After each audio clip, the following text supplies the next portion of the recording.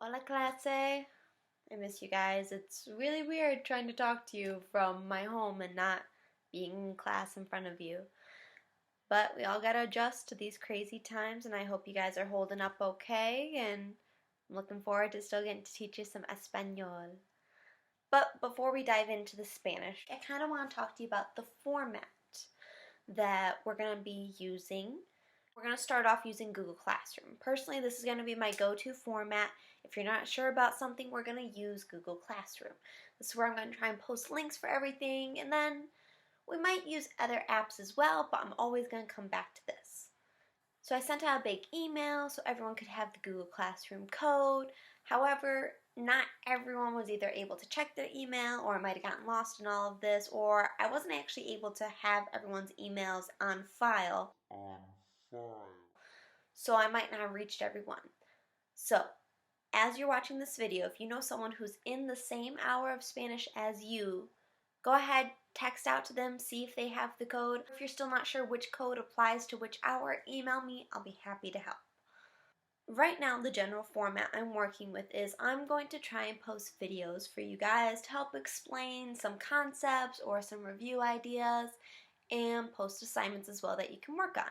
Then again, you can feel free to email me, ask questions, leave questions and comments below. Also on Thursdays and Fridays, that's going to be more conference time where we can do a Zoom, talk over questions more in person. However, if those times or days don't work, email me. I'll be happy to set up a different time because my schedule is relatively free at the moment, so I'm happy to make things work so we can get Spanish learning accomplished. Now, in the future, I might have more Zoom sessions during actual class times, but I know that since you're not actually in school able to follow the schedule we have, I don't know what your home schedule is. So I'm going to try and more leave videos for you to watch on your time frame, and you can contact me when you're able to. Señor dos, we did a lot of work with food vocabulary, and I'm really bummed I didn't get to see your guys' presentations. I know you were working so hard on it, and also pretty bummed we didn't get to enjoy a food day, so I'm really sorry about that. I was looking forward to sharing that experience with you. Even though we didn't get to finish up the food unit like I hoped we'd be able to, I'm still going to try and do my best to share with you some new information about Spanish that will kind of help you for Spanish next year. So we're going to talk about clothing, la ropa. Underneath this, I have a document attached with a blank vocab list for you to fill out. Either you can print it out or use the words on a separate sheet of paper and you can fill it in, and hopefully this will help you. So, la ropa, clothing. We actually have seen this before. I want to remind you that this word, la ropa, is singular. So if you, in English, say, oh my gosh, I have a lot of clothes, it's in the plural. We're talking about more than one article of clothing. But in Spanish, you would still say, I have a lot of clothing. By saying I have a lot of something, you're implying there's more than one, but the word itself stays singular.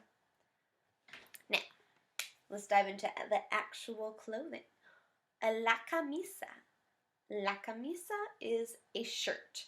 So they might be different colors, different patterns, some might be formal, some might be casual, but they are all shirts. And la camisa is that same overall sense of shirt.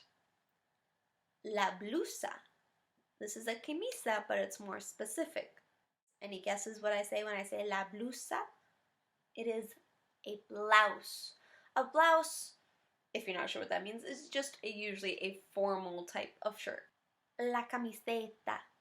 It looks a lot like the word la camisa for a reason.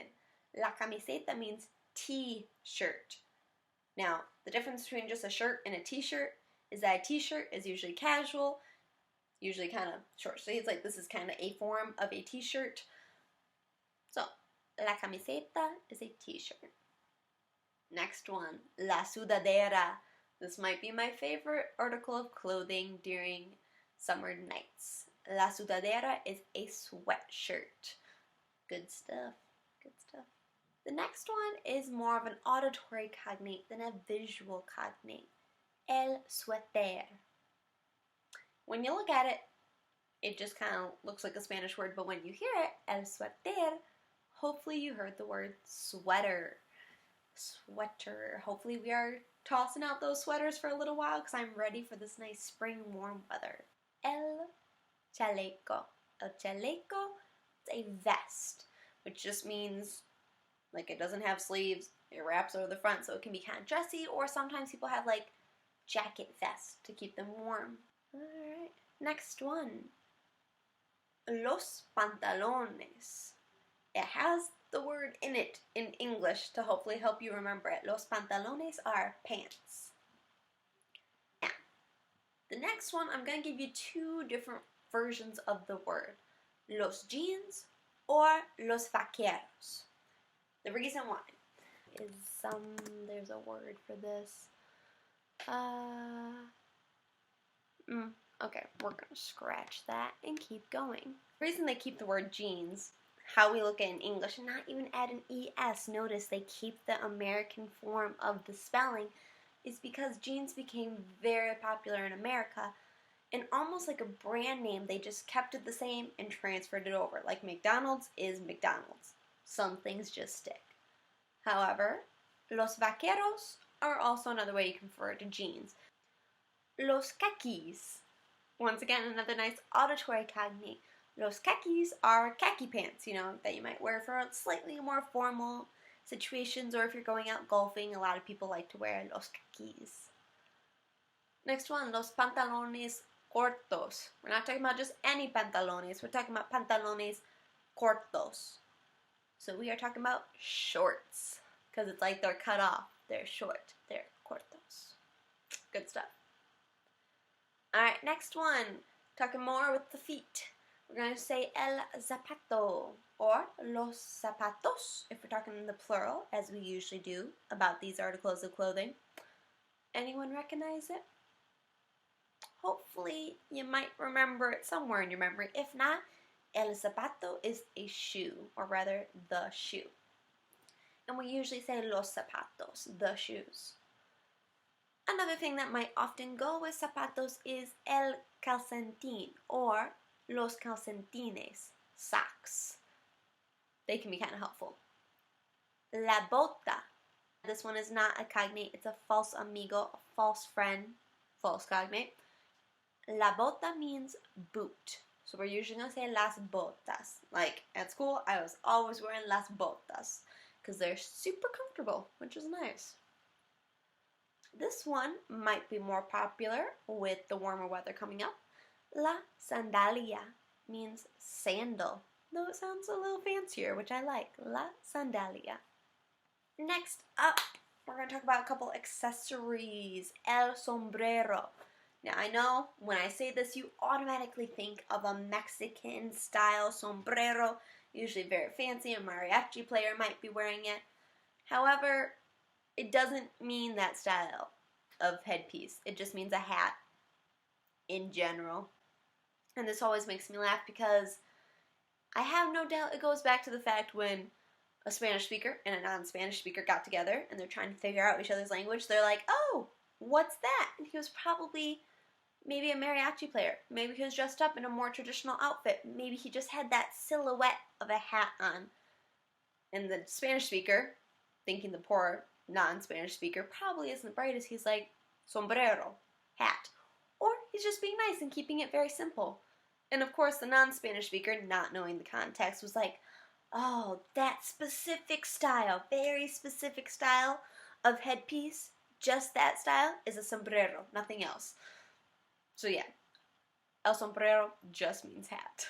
El gorro means cap. Slightly different, but when I say this, a lot of times it just means a baseball cap. So it does have a slightly different silhouette. So un gorro is still a sombrero, but a sombrero is not always a gorro. If that makes sense. Hopefully that logic tracks. Alright. Another thing that might be helpful, especially since it still has been snowing in April, unfortunately, is el abrigo, a coat. Or you could say la chaqueta, a jacket. So why do we have these two words if they essentially mean the same thing? El abrigo, coat, la chaqueta, jacket. They are very similar. They pretty much mean the same thing, but you know what? In English, we have the exact same thing. Coat and jacket, they pretty much mean the exact same thing. So in Spanish, they do the same thing sometimes. We have different words that often mean very similar things. Languages are weird. Next one, el guante, a glove.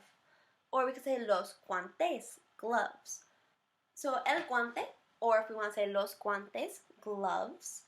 These can refer to just gloves you wear when it's a little colder out, but we can also use these for the medical gloves that, are being worn a lot right now. El guante or los guantes. Next, el reloj. El reloj means watch, or it can just mean a clock that you see on the wall. Whatever instrument is used to tell time in Spanish, they refer to it as el reloj, the clock or the watch. La pulsera. La pulsera is a bracelet. We're getting into some jewelry now, real fancy like. So if we want to talk about el arete, we're talking about earrings, which I don't have any in right now, but el arete is earring. El collar. This one's a bit of a false cognate. It looks like the word collar, and a collar usually is right around the neck. So hopefully you can think about that when we actually think about the meaning. El collar means necklace, so it still goes around your neck, but it's not like the collar of a shirt. We're talking about the jewelry. And another piece of jewelry is el anillo, a ring. Whatever can go on a finger, a little circular thing, and voila. Next up, a few more accessories. El paraguas. El paraguas. It has the word agua in it. So hopefully when you think of that, we think agua, water. What do I need when there's water coming down from the sky? El paraguas, the umbrella. Okay, maybe that's only just me. However, the word agua hopefully will help you remember it a little bit. Alright, when the sun is out and you want to feel stylish, you're probably going to want las gafas de sol, some sunglasses, or real fancy like. Or maybe if it's really sunny and warm, which we haven't really experienced yet, but hopefully will soon, you might want el traje de baño, a bathing suit. And this is just talking about bathing suits in general. It's not gendered, it's just in general, el traje de baño, bathing suit. Now, after you do your swimming in your traje de baño, you're probably going to want la toalla.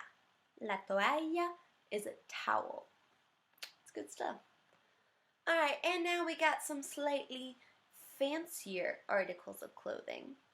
El vestido. El vestido. Dress.